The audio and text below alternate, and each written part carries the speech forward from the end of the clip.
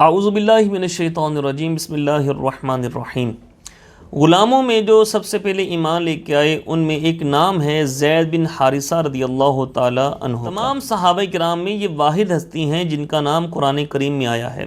اللہ تعالیٰ فرماتا ہے فلما قضا زید منہا وطرا، 9 عمری میں ہی ڈاکوں کے ہتھے چڑھ گئے، انہوں نے غلام بنا کر بیچ ڈالا۔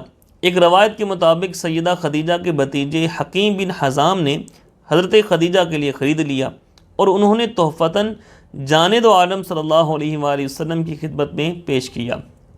کیا قسمت پائی ہے کہ بچپن میں ہی سرکار دو عالم صلی اللہ علیہ وسلم کی خدمت میں پہنچ گئے۔ دوسری روایت کے مطابق خریدنے والے خود آپ تھے۔ بہرحال جو صورت بھی ہوئی، حاصل یہ ہوا کہ حضرت زید رضی اللہ تعالی عنہ آپ صلی اللہ علیہ وسلم کی غلامی میں آ گئے، اس ذات اقدس کی غلامی میں جس کی غلامی آزادی کی آخری معراج ہے۔ ادھر حضرت زید کے ماں باپ لخت جگر کے گم ہو جانے پر خون کے آنسو رو رہے تھے۔ حارثہ حضرت زید کا والد اعلیٰ درجے کا شاعر تھا، اس کے جذبات غم شعروں میں ڈھل جاتے جنہیں پڑھ پڑھ کر وہ خود بھی روتا، دوسروں کو بھی رلاتا۔ اس کی ایک دردناک نظم کے چند اشعار کا ترجمہ پیش خدمت ہے۔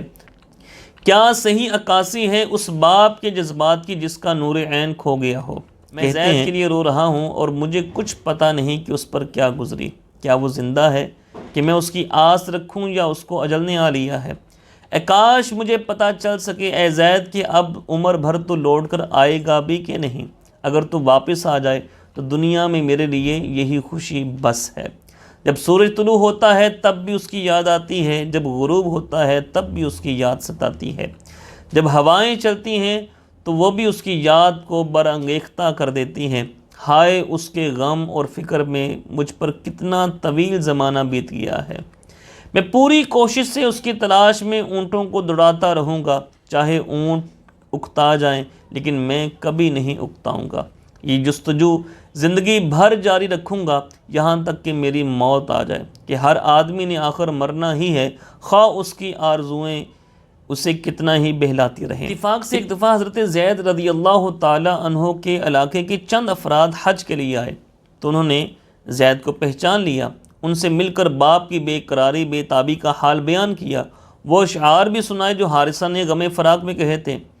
تو حضرت زید نے بھی جواباً 3 شعر کہلا بھیجے جن کا ماحصل یہ ہے کہ آپ لوگ میرے لیے اس قدر پریشان اور غمگین نہ ہوں، کیونکہ میں الحمدللہ بہترین خاندان میں ہوں، قریش کے جد امجد اولاد معد کے ایسے لوگوں کے درمیان جو آباء و اجداد سے معزز چلے آتے ہیں۔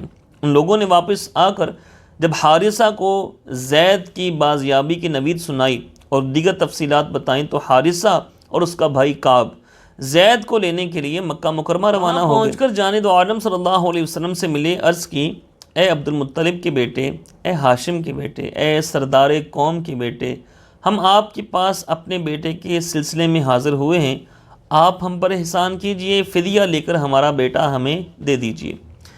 جانب عالم صلی اللہ علیہ وسلم نے پوچھا اور کچھ نہیں، ہماری آمد کا بس یہی مقصد ہے۔ آپ صلی اللہ علیہ وسلم نے فرمایا اس طرح کرو کہ زید کو بلاؤ اور اس سے پوچھو کہ وہ تمہارے ساتھ جانا چاہتا ہے یا میرے ساتھ رہنے کا خواہش مند ہے۔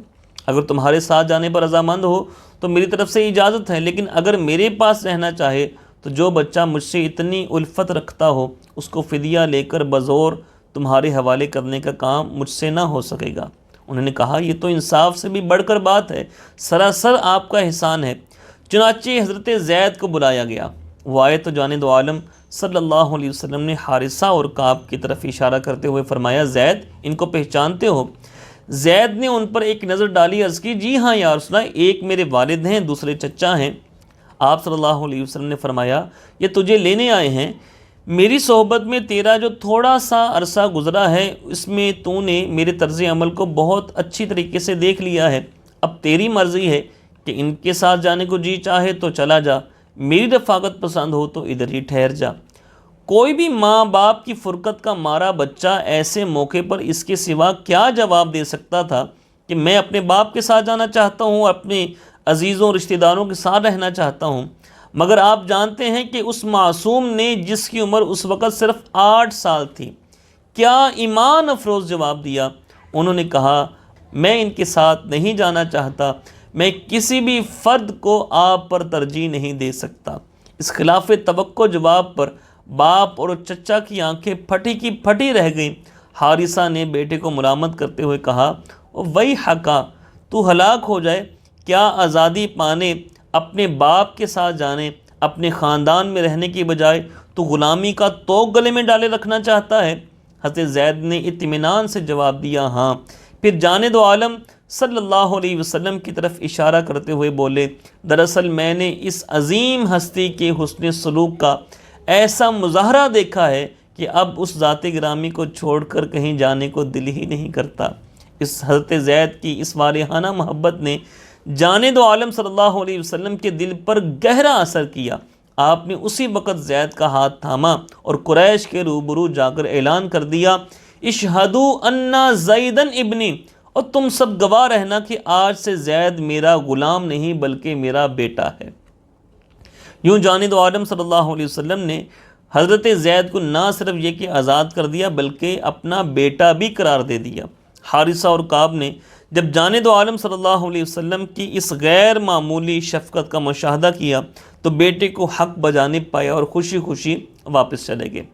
جانب عالم صلی اللہ علیہ وسلم کی اس اعلان کی وجہ سے ایک عرصے تک حضرت زید کو زید بن محمد کہا جاتا رہا، مگر بعد میں قرآن کریم نے فرمایا کہ کسی کو بیٹا کہہ دینے سے وہ حقیقتاً بیٹا نہیں بن جاتا، یہ تو صرف منہ کی بات ہے جس سے حقیقت نہیں بدل سکتی، اس لیے آئندہ منہ بولے بیٹوں کو ان کے حقیقی آباء کی طرف ہی منسوب کیا کرو۔